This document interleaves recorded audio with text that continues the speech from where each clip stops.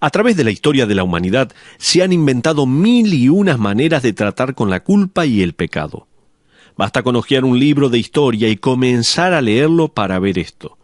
Si se trata de un libro que se enfoca más en contar la verdadera historia, en vez de denigrar a la civilización occidental, entonces descubrirá un esfuerzo increíble de parte del hombre por pagar por la pena de sus pecados. Estamos en Sabiduría para el Corazón y hemos comenzado hoy el mensaje denominado Perdonado, Olvidado. Está basado en Romanos capítulo 4, versículos 7 y 8. Por favor, busque en su Biblia Romanos 4, versículos 7 y 8. Déjeme contarle que las tribus indígenas en el norte de América tenían prácticas de sacrificios humanos y sacrificios de animales.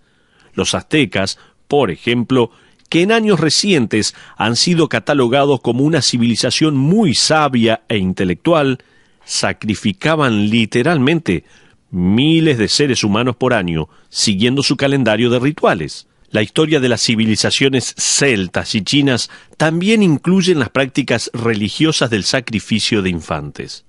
Grecia tenía una forma de sacrificio de infantes llamada sacrificios fundamentales.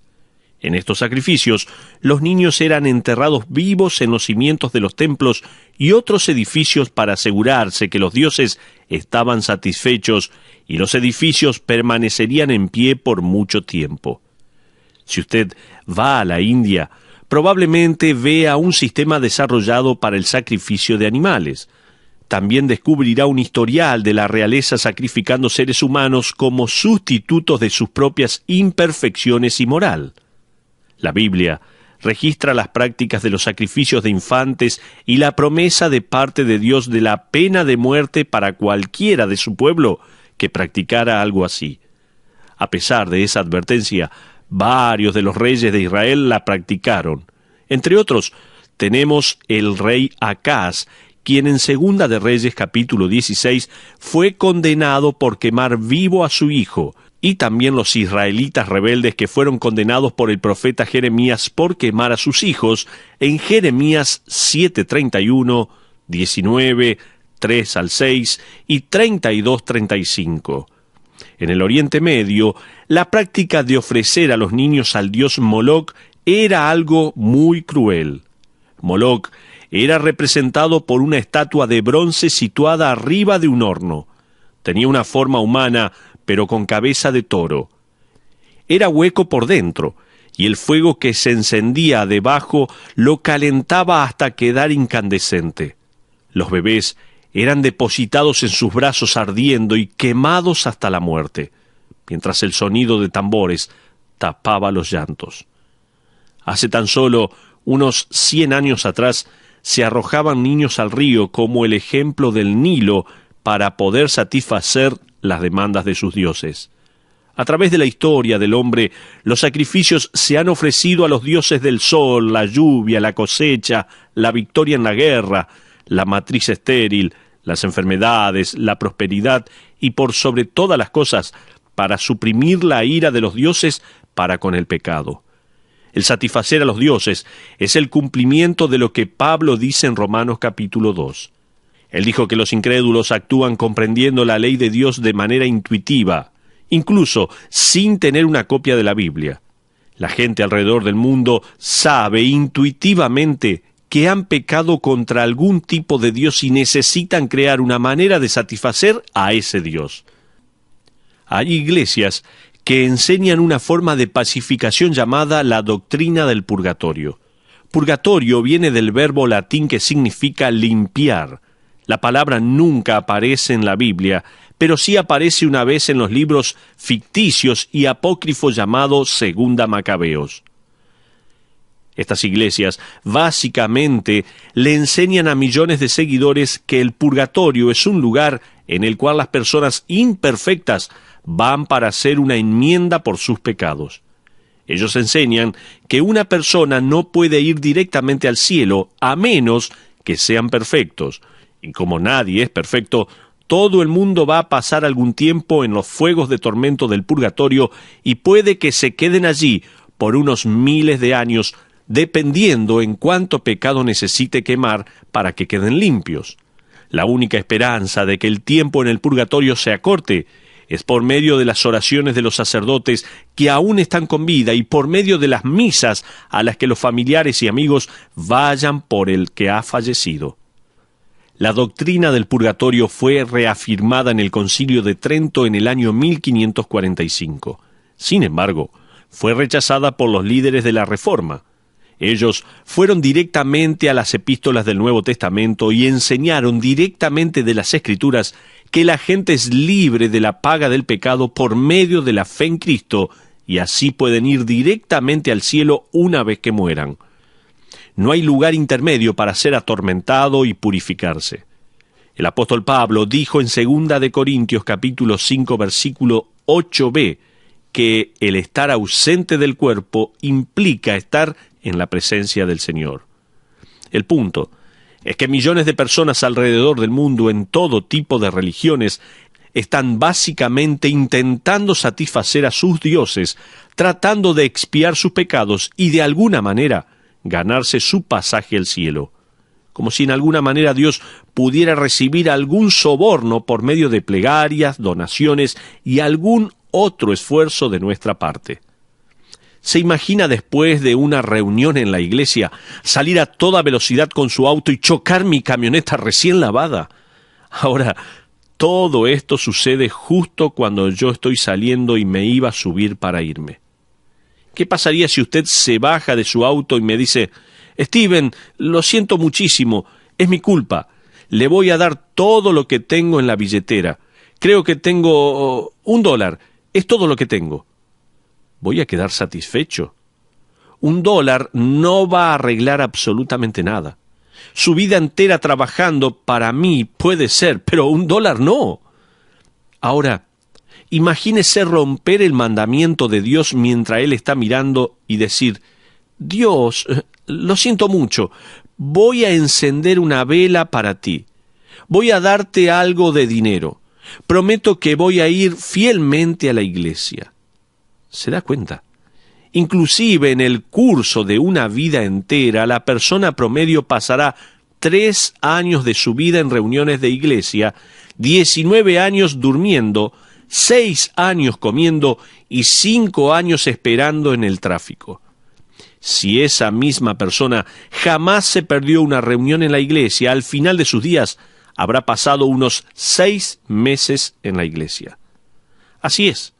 5 años de esperar en el tráfico y 6 meses en la iglesia. Dios estaría impresionado. La pregunta permanece: ¿cómo satisface uno a Dios en cuanto al pecado? ¿Por medio de sacrificios? ¿Por medio de penitencias y pasando cierto tiempo en el purgatorio? ¿Qué dice la Biblia en cuanto a la justificación del hombre? Esa es la pregunta que Pablo comienza a responder. En Romanos capítulo 3, él describe la doctrina de la justificación por la fe y solo por la fe. Ahora, en Romanos capítulo 4, él ilustra la doctrina de la justificación por la fe. En Romanos capítulo 3 tenemos la proposición. En Romanos capítulo 4 es a nivel personal. En otras palabras, Pablo va a mostrar cómo se manifiesta la justificación por la fe en la vida del pecador. ¿Se acuerda? David era la ilustración del perdón no merecido. En nuestro último estudio estuvimos viendo la vida pecaminosa del rey David. David vivió una vida externa de obediencia a las leyes de Dios, pero en su vida oculta incluía codiciar la mujer de su prójimo, adulterar, engañar, asesinar y mentir. Y él lo encubrió todo, ¿se acuerda? Pablo va a usar a David en Romanos como ilustración de la gracia inmerecida y del perdón, porque el caso de David no tenía remedio. David no merecía ser perdonado por Dios. Pablo cita el Salmo 32, que es un salmo de David y que escribió confesando su pecado de adulterio con Betsabé y del asesinato de su marido. En los versículos 7 y 8, Pablo cita las primeras líneas del poema de David que clama con gozo: Bienaventurados aquellos cuyas iniquidades son perdonadas y cuyos pecados son cubiertos. Bienaventurado el varón a quien el Señor no inculpa de pecado. Aquí hay 3 palabras claves que describen la justificación del pecador y la satisfacción de Dios.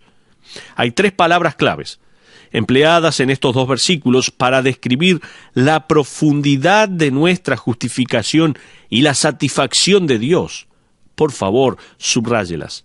Son perdonados, en el versículo 7, cubiertos al final de este mismo versículo 7, y inculpa, en el versículo 8. Vamos con cada una de estas palabras. La primera palabra es perdonado. David dice, tal como está citado en el versículo 7, bienaventurados aquellos cuyas iniquidades son perdonadas. La palabra perdonado proviene del verbo griego que significa quitar. Este era el mensaje de Juan el Bautista cuando presentó a Cristo, tal como leemos en Juan capítulo 1, versículo 29. Él decía, he aquí el Cordero de Dios que quita el pecado del mundo. Jesús quita nuestros pecados. David estaba pensando, sin dudas, en las prácticas del Antiguo Testamento para expiar el pecado. Una vez al año, el sumo sacerdote, según Levítico capítulo 16, traería 2 cabritos al altar. Uno sería degollado y su sangre rociada.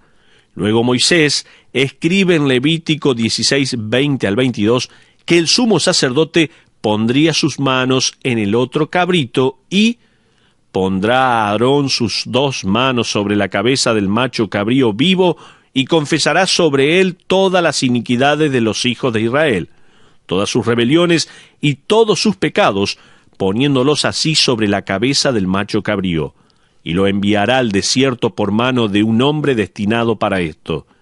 Y aquel macho cabrío llevará sobre sí todas las iniquidades de ellos a tierra inhabitada, y dejará ir al macho cabrío por el desierto. William Tyndale fue el que inventó la palabra chivo expiatorio para este macho cabrío que cargaba el pecado del pueblo. Él puso esa palabra en su traducción del Antiguo Testamento. Hasta el día de hoy, cuando uno habla de un chivo expiatorio, se refiere a alguien que lleve la culpa de algo que otra persona hizo. El ser el chivo expiatorio significa que esa persona era inocente, pero se lleva la pena por lo que se le acusó. Pedro escribió en Primera de Pedro capítulo 2, versículo 24, se lo leo, no lo busque, dice así, quien llevó él mismo nuestros pecados en su cuerpo sobre el madero, para que nosotros, estando muertos a los pecados, vivamos a la justicia y por cuya herida fuisteis sanados.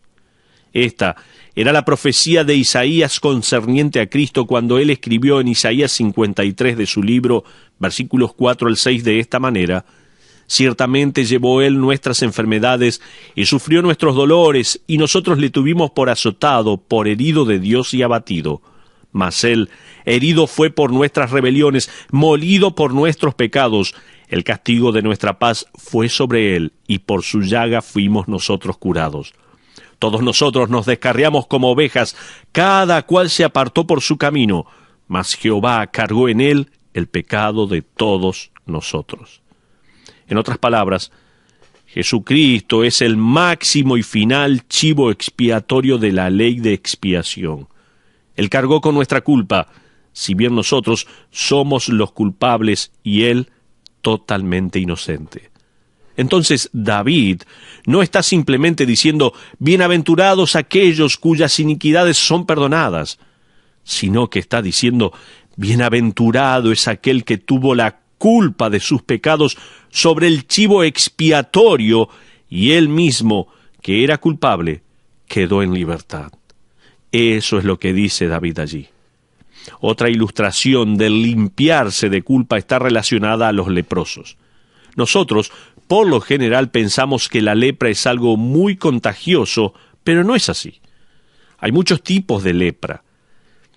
En mi estudio he encontrado al menos 3 tipos de lepra.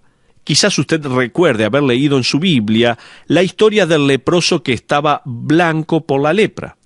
Cuando María se rebeló contra Moisés, ella quedó blanca de lepra. Ese tipo de lepra comenzaba con pequeñas escamas en la piel. En otras palabras, María recibió de parte de Dios un caso avanzado de lepra. A través del Antiguo Testamento, la lepra era considerada un acto del juicio de Dios. Era una de las maneras que Dios empleó para castigar a su pueblo pecador que no se arrepentía. Desafortunadamente, la Iglesia en los primeros siglos no distinguió bien a Israel de la Iglesia y aplicó muchas partes del antiguo pacto a la vida del creyente neotestamentario. Uno de los resultados más trágicos de todo esto lo encontramos en la teología del pacto, en relación con los leprosos. La Iglesia siguió pensando que la lepra era una señal del juicio de Dios. En la Edad Media, la Iglesia hacía un funeral para las personas con lepra. El sacerdote entraba a la iglesia con un crucifijo y detrás de él entraría el leproso vestido de negro. El leproso seguía al sacerdote hasta el altar y el sacerdote le leía las últimas palabras a manera de velatorio. El leproso, si bien estaba vivo, se lo consideraba como aún muerto. La iglesia luego abriría un pequeño hueco en la pared y el leproso podría espiar desde allí y adorar a Dios aislado. En el Antiguo Testamento, el leproso, que decidía arrepentirse y ofrecer un sacrificio por el pecado, que era la raíz de su enfermedad, le traía 2 aves al sumo sacerdote, tal como lo establecía el libro de Levítico. El sacerdote mataría a una de las aves y derramaría la sangre en una vasija. Luego, rociaría la sangre de esa ave sobre el leproso, significando que el animal inocente había muerto por el pecado del leproso. Luego, tomaría el ave viva, la rociaría con sangre y la dejaría libre. Esa ave significaba que se llevaba la culpa del leproso. El punto es que todos nosotros estamos cubiertos con la lepra del pecado, y todos tenemos un caso terminal. Pero Jesucristo no solo murió por nuestros pecados, Él también se llevó la culpa. Donald Barnhouse dijo en una ocasión de esta manera: de la misma manera que ese pájaro libre volaba hacia el cielo, Cristo ascendió a los cielos mostrando que nuestra culpa era quitada. Amigos, esto es recobrar la salud sin merecerlo. Es gracia y lo recibimos con gozo. La segunda palabra clave en el Salmo de David es cubrir. Fíjese nuevamente el versículo 7, que dice allí la palabra de Dios. Dice: bienaventurados aquellos cuyos pecados son cubiertos. Nuevamente, este es un concepto del Antiguo Testamento tratando el día de la expiación. El sumo sacerdote tomaba la sangre de un toro y lo rociaba sobre el propiciatorio dentro del lugar santísimo. El propiciatorio cubría el arca del pacto, la caja de madera recubierta en oro que tenía dentro las tablas de la ley de Dios, los 10 mandamientos, ¿se acuerda? El pueblo de Israel había quebrantado esas leyes. Ahora, esa sangre estaba cubriendo, por decirlo así, la ley quebrantada, y de esa manera Dios veía esas tablas a través de la sangre que se había derramado a favor de su pueblo.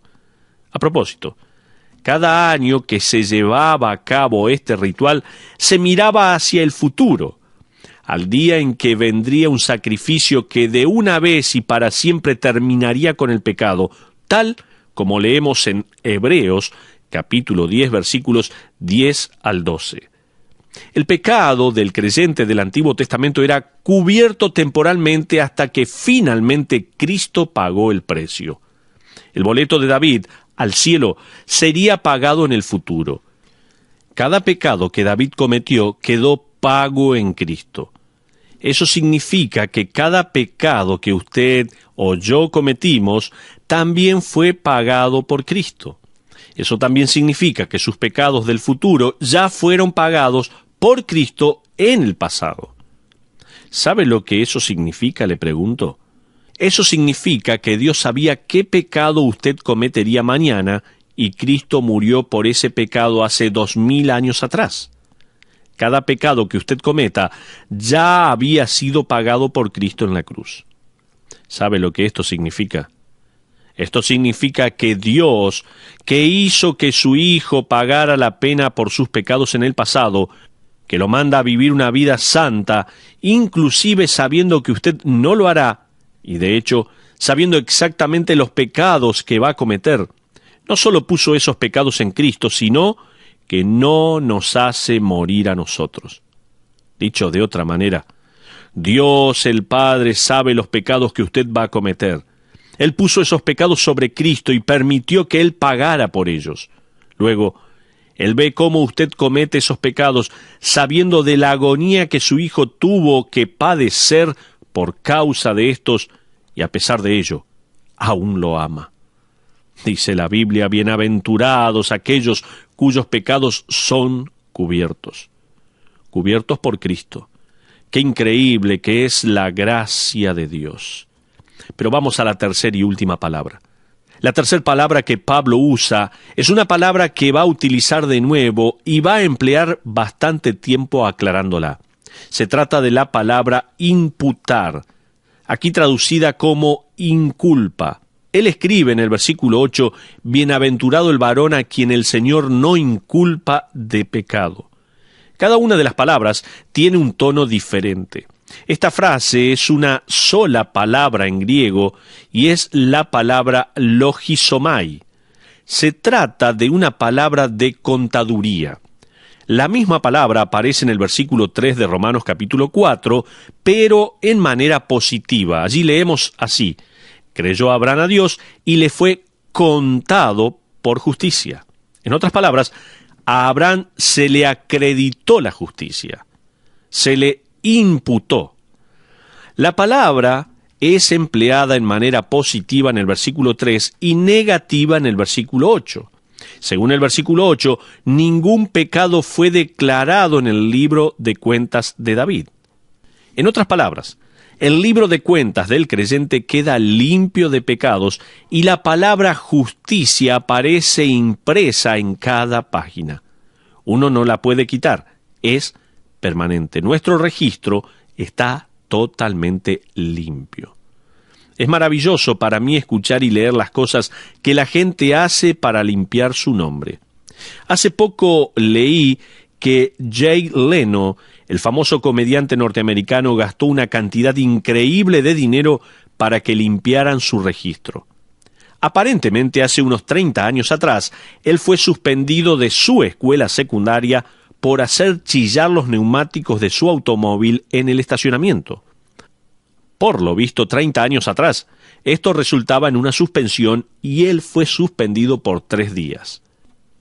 Parece que él no quería que esto quedara en el registro de la escuela y recientemente donó unos $50,000 en equipos de computación para esta escuela a cambio de que le quitaran esa marca negra de su registro escolar. $50,000 por un libro de registros limpio. Pero eso no es nada. Llegará el día en que cada ser humano dará todo lo que tenga, todo lo que alguna vez tuvo, todo lo que quiso tener a cambio de tener su registro libre de pecado. Cuán bienaventurado es el hombre que confió en la obra de Cristo en su lugar y un día estará delante de Dios y escuchará, tal como nos dice Jeremías capítulo 31, versículo 34. Porque perdonaré la maldad de ellos y no me acordaré más de su pecado. Dios también dirá, tal como leemos en Salmos 103:12, como está lejos el oriente del occidente, hizo alejar de nosotros nuestras rebeliones. En otras palabras, Dios le dirá, yo recuerdo muy bien haber olvidado sus pecados, fueron perdonados y olvidados. Pero estamos llegando a nuestro tiempo de conclusión. ¿Qué esperanza tenía David? Su caso no tenía ninguna esperanza. ¿Qué esperanza tenemos nosotros ante un Dios santo? Nuestro caso tampoco parece tener esperanza. Usted y yo tenemos un horrible registro de pecados. No hay una sola persona entre nosotros que no haya hecho cosas por las cuales se avergüence. Ninguno de nosotros. Somos todos iguales. Solo usted conoce la profundidad de las batallas que tiene con el pecado. Solo usted conoce la lucha que enfrenta a diario contra la suciedad de la carne. Ninguno de nosotros podemos ganar o tener el mérito de la gracia de Dios. Por la fe, le hemos entregado nuestro registro de cuentas sucio a Dios, creyendo en la obra de redención de Dios por medio de Cristo. Y Dios nos ha devuelto el libro de registros totalmente limpio. ¡Cuán maravillosa es la gracia de Dios! Un autor escribió lo siguiente: los archivos del cielo están llenos de historias de rebeldes redimidos. ¡Qué hermosa frase! Los archivos del cielo están llenos de historias de rebeldes redimidos. Cuán bienaventurado es aquel cuyos pecados han sido perdonados y olvidados. La declaración de gozo de David se refleja en el poema de otro escritor. Él escribió así: mi pecado, oh la felicidad de un pensamiento glorioso. Mi pecado, no en partes, sino todo, fue clavado en la cruz y yo ya no lo llevo más. Alabad a Dios, alabad al Señor, alma mía. ¿Sabe qué? Ninguna otra religión puede cantar: mi pecado fue clavado a la cruz y ya no lo llevo más. Los pecados perdonados, pecados olvidados para siempre.